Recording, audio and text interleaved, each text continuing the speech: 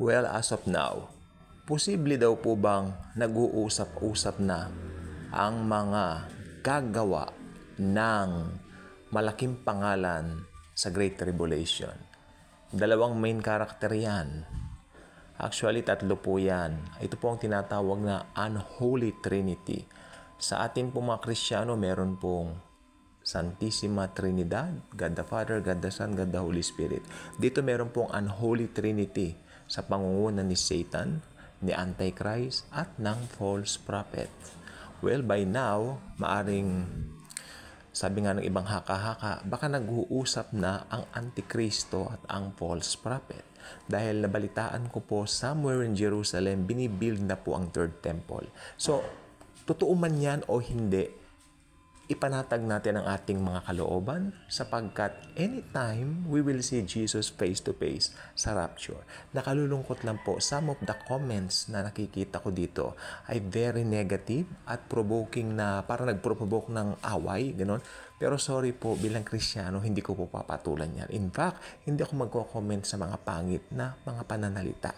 Ang kinokomentan ko lang po yung magagandang mga pananalita.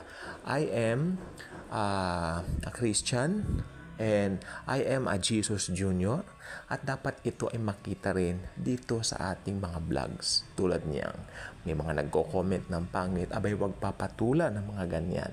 Okay, so may nagsabi pa nga na ganito, ganyan daw, parang may ma-vlog lang daw. Hindi po. Actually, wala po akong planong mag-vlog. Last year, matagal na po akong sinasabihan, ba't di ka mag-vlog, kuya? Ganon. Pero nakita ko yung urgency na malapit na yung end times, I really have to. I really have to. And sabi ko, ito ang pinaka-best platform na pwede kong ibahagi ang Panginoong Hesukristo. Ayan po yung salvation. Pangalawa, yung tungkol sa end times.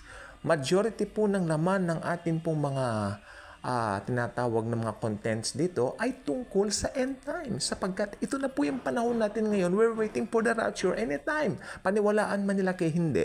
Importante, nasabi ko po, di ba? At natutuwa po ako, hindi lang po ako, marami din po dito po sa YouTube nagpapahayag ng ganyan. Okay. Ito pong gusto ko pong sabihin. Ang Panginoong Jesucristo po, anytime na irarapture na po niya ang church. Maaring, ang haka-haka nga po nila ngayon, nag-uusap na yung Antichrist at saka ang false prophet. Pero, ang tanong ng isa, may nagsabi sa akin, alam ba nila na tinutupad nila ang kasulatan? Hindi po. Kasi hindi sila mga believers. They're not believers, you know? Ang nasa isip na lang na yung politika, ang nasa isip lang nila yung gagawin nila, yung mga plataforma and all that, you know that. But hindi nila alam, sapagkat sa ating mga born-again Christians lang, ni-reveal ni Jesus ang end times.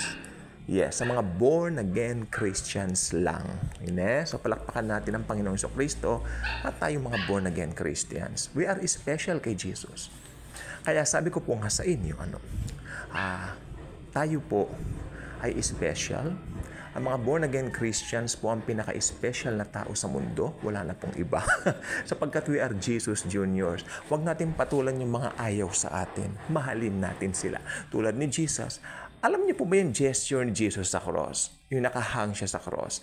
That's the gesture of love. Sapagkat, di ba nakagano'n yung dalawang kamay niya? Parang sinasabi niya, hali kayo mga anak, yayakapin ko kayo. So, mag-subscribe na kayo dito. Click the notification bell, share this video, share Jesus and His love, His wonderful grace.